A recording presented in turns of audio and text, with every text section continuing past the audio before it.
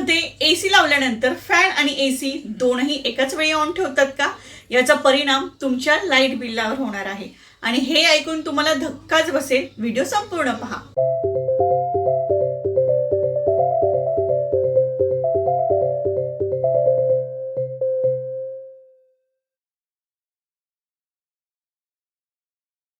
रूममध्ये एसी लावल्यानंतर एसीची थंड हवा जड असल्यामुळे खाली बसते आणि रूममध्ये ऑलरेडीच असलेली गरम हवा ही वर राहते।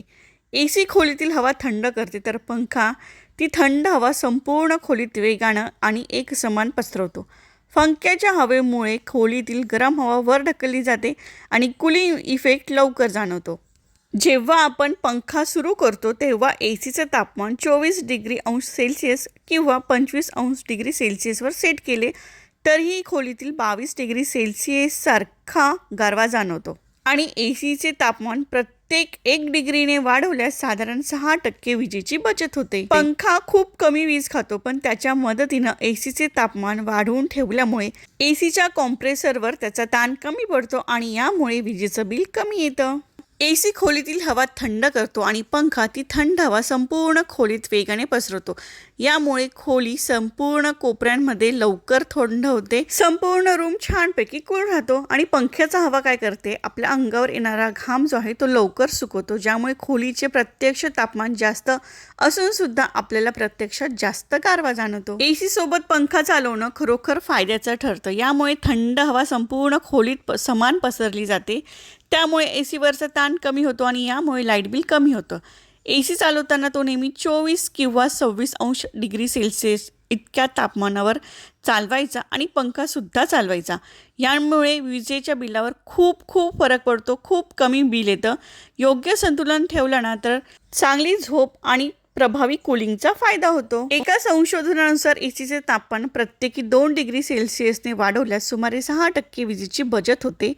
त्यामुळे 24 डिग्री सेल्सिअसवर एसी ठेवल्यास वीज बिल खरोखरच कमी येतं। आता आपण बघूया, एक सामान्य पंखा फक्त 30 ते 60 वॅट वीज खर्च करतो। एसीच्या तुलनेने पंख्याचा वीज वापर नगण्य असल्यामुळे दोन्ही एकत्र चालवणं आर्थिकदृष्ट्या खूप फायद्याचं ठरतं।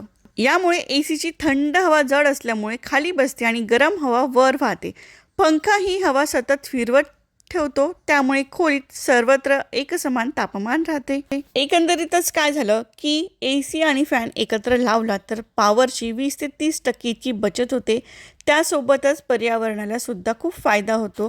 पण एक गोष्ट लक्षात ठेवा, फॅनमुळे जी धूळ उडते ती सरळ जाते एसीच्या फिल्टरवर, त्यामुळे दरवर्षी एसी सर्व्हिसिंग करणं खूप गरजेचं असतं। शक्य असल्यास फिल्टर दर 10 ते 15 दिवसांनी साफ करायचं। आउटडोअर युनिट भोवती हवा खेळती राहायला हवी, वर्षातून 1-2 वेळा सर्व्हिसिंग नक्की करून घ्यायची। कूलिंग कमी वाटत असेल, पाणी गळत असेल किंवा आवाज येत असेल तर टेक्निशियनला नक्की दाखवायचं। आणि तुमच्या घरी जर व्होल्टेजचा प्रॉब्लेम असेल तर यासाठी स्टॅबिलायझर नक्की वापरा। इन्व्हर्टरवर एसी असल्यास सतत बटन ऑन ऑफ करू नका, टायमर वापरा। रिकामी खोली असेल तर एसी बंद करा। एसीच्या रूममध्ये जास्त लाईट्स, इस्त्री, स्टोव असं काही ठेवू नका, यामुळे विजेची बचत सुद्धा होते। आणि दिवसा जेव्हा ऊन असेल तेव्हा खिडक्यांची पडदा नक्की बंद करून ठेवा, म्हणजे डायरेक्ट ऊन रूममध्ये येणार नाही आणि रूमचं टेम्परेचर अगदी मेंटेन राहील। तर ह्या सर्व गोष्टी होत्या एसी संदर्भात। तर तुम्हाला आत्तापर्यंत कळलंच असेल की एसी आणि फॅन जर तुम्ही एकत्र चालू ठेवले तर तुमचं लाईट बिल हे 20 ते 30% कमी येतं। तर आजपुरतं इतकंच। व्हिडिओ तुम्हाला कसा वाटला कमेंट करा। व्हिडिओ आवडला असेल तर लाईक करा, चॅनलवर नवीन असाल तर सबस्क्राईब करा आणि बेल आयकॉनला सुद्धा नक्की क्लिक करा। यासोबतच माझ्या चॅनलवर असलेले भरपूर व्हिडिओज आहेत जे तुम्हाला डेली रुटीनमध्ये खूप फायद्याचे ठरणार आहेत, तर ते सुद्धा तुम्ही नक्की पहा। तर आजचा व्हिडिओ पाहिल्याबद्दल खूप धन्यवाद। पुन्हा भेटू एका छानशा व्हिडिओमध्ये भरपूर साऱ्या माहितीसोबत। तोपर्यंत नमस्कार, थँक्यू, बाय बाय।